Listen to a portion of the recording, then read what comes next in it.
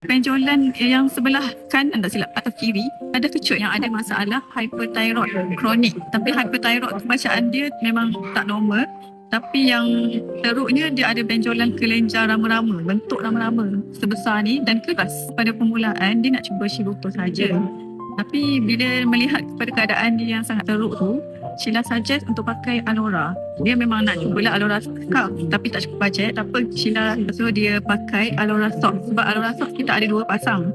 So sepasang pakai di kaki, sepasang lagi letak dekat leher. Balutlah, supportlah dengan selendang ke macam mana kan. Shiruto pula makan 2 sachet 3 kali sehari, iaitu 6 sachet sehari sebab dia punya benjolan dia sangat besar. Selepas seminggu makan Shiruto 6 sachet dan juga pakai Alora Socks di kaki dan juga di leher, benjolan yang sebelah kanan tak silap atau kiri ada kecut. Memang kesan yang sangat impact lah untuk penggunaan Alora Socks dan juga Shiruto secara konsisten. Dan selepas itu just teruskan sahaja, tapi tak adalah 6 sachet sehari. Dia dah kurangkan lah sekadar untuk menstabilkan dia punya bacaan thyroid. Mula-mula pakai Alora Socks pada satu malam, keesokannya dia terus datang period.